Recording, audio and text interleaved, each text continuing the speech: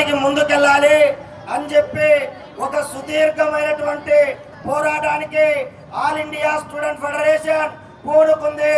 అదే క్రమంలో 22 రోజుల పాటు ప్రయాణం చేస్తూ ఈరోజు మనం అనంతపురం నగరంలో విద్యార్థులతో సభ నిర్వహించుకుంటా ఉన్నాం.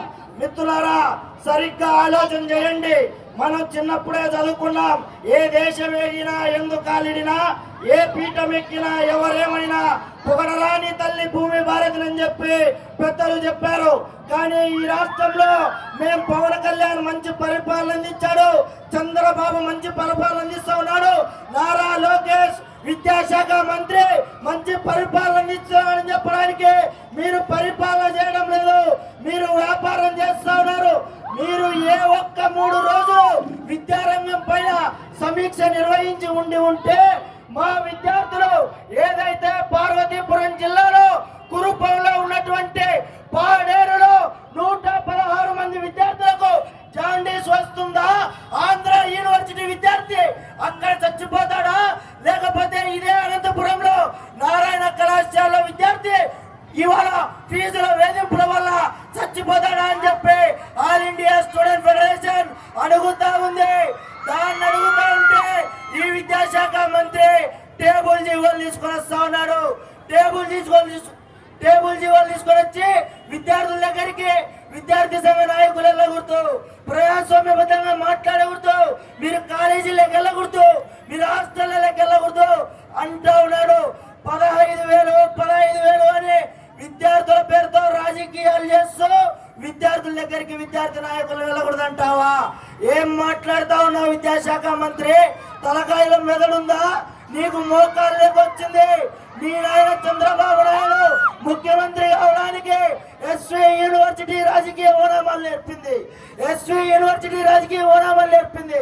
నువ్వు ఇవాళ వచ్చి విద్యార్థులతో రాజకీయాలు చేస్తూ విద్యార్థి సంఘ నాయకులు వెళ్ళకూడదు అంటావా? తప్పు చేస్తా ఉన్నావు. విద్యార్థులతో పట్టుకుంటే తప్పు చేస్తా ఉన్నావు. అందుకే ఈ రాష్ట్రంలో ఇచ్చాపురం నుంచి హిందూపురం వరకు ఏ ఒక్క విశ్వవిద్యాలయంలోనైనా, ఏ ఒక్క పాఠశాలలోనైనా అన్యాయం జరిగినా అక్కడ ఆల్ ఇండియా స్టూడెంట్ ఫెడరేషన్ ఉంటుంది, పోరాటం చేస్తుంది. ఏమయ్యా, మీ నాయన చంద్రబాబు నాయుడు సంపాదించినటువంటి ఆస్తుల్లో మేము వాటాలు అడగడం లేదు, లేదా ఆయన బ్రాహ్మణి గారు పనిచేసేటువంటి హెరిటేజ్ కంపెనీ నుంచి లాభాలు మేము అడగడం లేదు, లేదా పయ్యావుల కేశవ్ ఫైనాన్స్ మినిస్టర్ ఆయన యొక్క ఆస్తులు మేము అడగడం లేదు. మేము అడుగుతా ఉన్నాం, బకాయిలు, ఫీజు రియంబర్స్మెంట్ బకాయిలు విడుదల చేయండి. 6,400 కోట్లు మీరు విడుదల చేయకుండా మమ్మల్ని, మా తల్లిదండ్రులు, ఈ జిల్లాలో, ఈ రాష్ట్రంలో ఉన్నటువంటి ప్రైవేట్ డిగ్రీ కళాశాల యాజమాన్యాలను వేధింపులకు గురి చేస్తా ఉన్నారు. తద్వారా ప్రతి 3 మాసాలకు ఒక విద్యార్థి, ప్రతి 2 మాసాలకు ఒక విద్యార్థిని చచ్చిపోతా ఉన్నారు. అందుకే విద్యార్థి మిత్రులారా, ఆల్ ఇండియా స్టూడెంట్ ఫెడరేషన్ నేతృత్వంలో పోరాటం చేయాలి. పోరాటం చేసి మన హక్కులు సాధించుకోవాలి. అందుకే ఈ వేదిక ఏర్పాటు చేయడం జరిగింది. మనమేం ఊరికే అడగడం లేదు.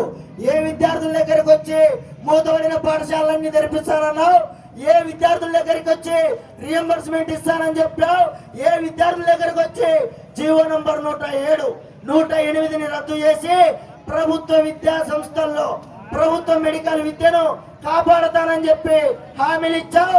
ఎందుకు ఇవాళ కార్పొరేట్లకు అమ్ముతా ఉన్నావు? ఎందుకు అమ్ముతా ఉన్నావు? నీకు చేత కాకపోతే దిగిపో, రాజీనామా చేయి. అంతేగాని మా యొక్క ప్రజల సంపదను అమ్మడానికి నువ్వెవరని చెప్పి మనం అడుగుతా ఉన్నాం. ఈ ముఖ్యమంత్రికి, ఈ ఎన్డీఏ ప్రభుత్వానికి 5 సంవత్సరాలు మనం అధికారం ఇచ్చాం, మన తల్లిదండ్రులు అధికారం ఇచ్చారు. కానీ అపోలో లాంటి కంపెనీలకు 5 ఏళ్లకు, 35 ఏళ్లకు, 70 సంవత్సరాలకు లీజుకి ఇస్తావా? ఎవడప్ప సొమ్మని చెప్పి లీజుకి ఇస్తా ఉన్నావు? ఎవడప్ప సొమ్మని లీజుకి ఇస్తా ఉన్నావు? 6 కాలం కష్టపడి పని చేసి సంపాదించేటువంటి మా యొక్క తల్లిదండ్రుల యొక్క కళలు ఇవాళ కార్పొరేట్ల చేతుల్లో పెడతానంటే ఆల్ ఇండియా స్టూడెంట్ ఫెడరేషన్ ఊరుకోదు. పెద్ద ఎత్తున పోరాటానికి సన్నద్ధమైతా ఉంది. నీకు 10 రోజుల డెడ్ లైన్ ఇచ్చింది ఆల్ ఇండియా స్టూడెంట్ ఫెడరేషన్. పోరాటం చేస్తుంది. రియంబర్స్మెంట్ పైన ఆలోచన చేయి, రియంబర్స్మెంట్ విడుదల చేయకపోతే పెద్ద ఎత్తున పోరాటాలకు ఆల్ ఇండియా స్టూడెంట్ ఫెడరేషన్ నాంది పలుకుతుంది. నువ్వు ఏదైతే నియంత్రపూరితమైనటువంటి జీవోలు చేస్తా ఉన్నావో, ప్రజాస్వామ్య వ్యతిరేక జీవోలు చేస్తా ఉన్నావో, వీటికి పాతరేసే రోజు దగ్గరలోనే ఉంది. నీ యొక్క అనుయాయులు మాట్లాడుతా ఉన్నారు. విజయవాడలో అంట మీరు ఏఐఎస్ఎఫ్ నాయకులు లోకేష్ బాబును తిట్టగాకండి, మీరు కోప్పడతాడు ఆయన. ఒక్కసారి నిర్ణయం తీసుకుంటే అదే అమలవుతుందంట. లేదా అనంతపురంలో కుల్లాయి స్వామి అంట నారాయణ కళాశాల కాడ ఆందోళన చేస్తున్నాడంట. లేదా ఎస్కే యూనివర్సిటీలో ఆందోళన చేస్తున్నాడంట. ఆందోళన చేస్తాం. ఈ రాష్ట్రంలో ఎక్కడ విద్యార్థులకు సమస్య వచ్చినా ఆందోళన చేస్తాం. విజయనగరం జిల్లా అయినా, శ్రీకాకుళం అయినా, లేదా కర్నూలు అయినా, కడప అయినా ఆందోళన చేస్తాం.